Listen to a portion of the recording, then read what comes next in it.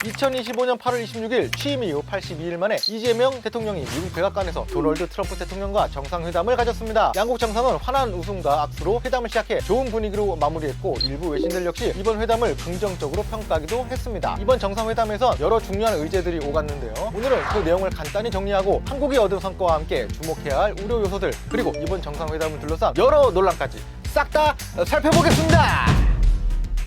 자, 먼저 이번 회담에서 다뤄진 주요 의제와 합의 내용을 살펴본 뒤 한국이 얻은 실익을 분석해 보겠습니다. 첫 번째는 조선업과 제조업 분야에서의 협력 강화였습니다. 양국 정상은 한국의 조선업을 필두로 제조업 르네상스를 함께 이루자는 데 뜻을 모았는데요. 이재명 대통령은 미국이 다시 위대하게 변하고 있고 그 과정에 한국도 함께하길 기대한다며 미국의 산업 재건에 한국이 동참할 의지를 밝혔죠. 트럼프 대통령 역시 미국 조선업 부흥을 위해 한국과 협력하겠다고 화답했는데요. 그는 한국이 배를 매우 잘 만든다며 한국에서 배를 구매할 것이고 한국이 우리 국민과 함께 미국 땅에서 배를 만들도록 할 것이라며 한국의 기술력으로 미국 내 선박 건조를 재개하겠다는 구상을 밝혔죠. 두 번째로 에너지 협력도 의제로 다뤄졌습니다. 트럼프 대통령은 알래스카의 액화 천연가스인 LNG 개발 사업을 언급하며 한국과의 협력을 기대했는데요. 그는 미국이 다른 어느 나라보다도 가스와 석유가 많고 한국도 이러한 에너지를 필요로 한다고 이야기하며 미국의 풍부한 에너지 자원과 한국의 수요를 연결해 양국이 공동 이익을 얻자고 구상했습니다. 세 번째로는 주한미군 주둔과 관련한 트럼프 대통령의 발언이 눈길을 끌었습니다. 회담 도중 기자가 주한미군 감축 계획이 있느냐고 묻자 트럼프 대통령은 즉답을 피하면서도 한국에 4만 명 이상의 병력이 주둔하고 있다며 대뜸 주한미군 기지의 부지 이야기를 꺼냈는데요. They would say, but we gave you land. I said, no, you didn't. You lease us land. There's a big difference between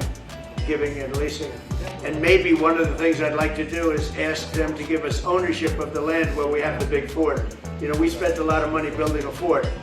And there was a contribution made by South Korea, but I would like to see if we could get rid of the lease and get ownership of the land where we have a massive military base.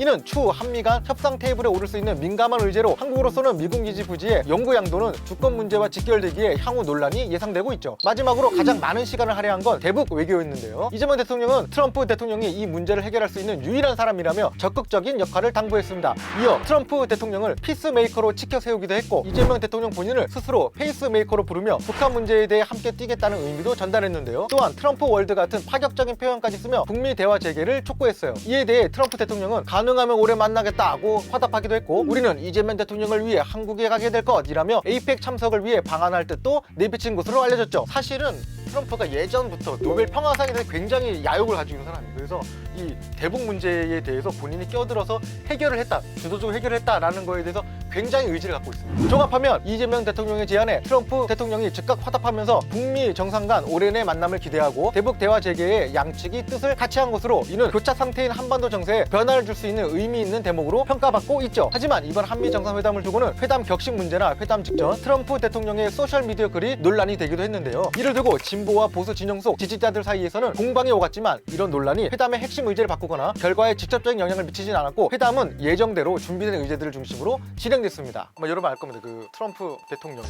메가 프로젝트 Make America Great Again 메가 막아요, 막아.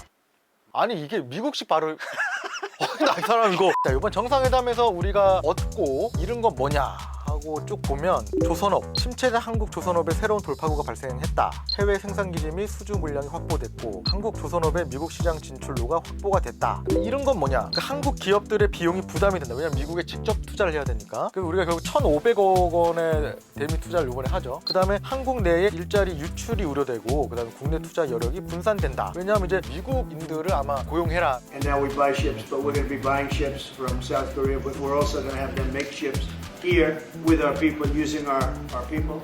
그리고 알래스카 LNG 사업에서 얻은 것은 안정적인 이제 북미산 LNG 공급원을 확보했다. 그리고 미국 에너지 산업에 진출한 새로운 기회다라는 생각이 들고 근데 내준 건 뭐냐? 대규모 투자에 대한 부담이 좀 있다. 그러니까 앞서서 한미 통상 협상 과정에서 미국이 한국에 1,000억 달러 규모의 에너지 구매를 요구를 했고 이 요구사항을 이미 한국이 받아들인 상황에서 또 대규모 투자를 해야 된다. 그 다음에 MB 때도 나왔죠. 자원 개발 리스크, 천연가스의 가격이 변동되고 그 다음에 사업성이 불확실성하다. 주한미군 얘기 많이 나오죠. 이성락 안보실장은 방위비 분담금 증액 논의는 이번 한미 정상회담 전혀 없었다라고 이제 얘기를 해서 어느 정도 우리가 구두로는 안정성을 받았다고 하지만 사실 애매한 건 우리가 이번에 그 공동 선언문이 없습니다. 합의서 같은 게 미국 가기 전에 그 우리 시바 총리 일본의 그 시바 총리하고는 그 합의서를 얘기를 했죠. 공동 합의서 이런 것들이 없었다라는 거는 트럼프가 언제든지 얘가 또라이니까 얘가 언제든지 성격이 뒤틀리면 말을 바꿀 수 있다. 우리 그때 이러지 않았다. 그럴 공산이 큽니다. 그리고 외교적 위상 및 실질적인 성과, 뭐 사실은 지금 성과가 좀 더 크다는 의견이 좀 많습니다. 이재명 대통령님이 제가 이렇게 얘기합니다. 예.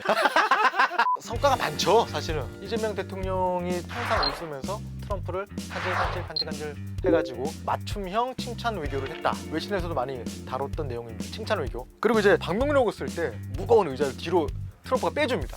이재명 보고 이제 앉으라는 듯 앉아서 서명하라는 듯 합니다. 요게 덫이다. 왜냐하면 거기서 앉아서 사인을 했다 하면은 그림상 미국이 시키는 대로 한국의 대통령이 뭔가 사인을 한다. 요 그림 자체가 예속적으로 볼 수 있다. 그리고 요게 약간 그 옛날 전쟁 났을 때 패전국 종전 합의라든가 패전 그 합의서 할 때 약간 그런 모양새, 그렇게 보일 수 있는 그 덫을 딱 뺏는 이재명 대통령이 안 앉았죠. 트럼프 갑자기 잘 빠져나가네. 뭐 그렇게 된 겁니다, 여러분. 이재명 대통령이 자, 지금까지 한미 정상회담 속 각종 의제에 대해 알아봤습니다. 과연 이번 회담이 한국과 미국, 나아가 한반도의 미래에 어떤 변화를 가져오게 될까요? 오늘 영상을 보신 여러분들의 생각을 댓글로 남겨주세요. 지금까지 당신을 위한 빠른 정보 274였습니다. 구독, 좋아요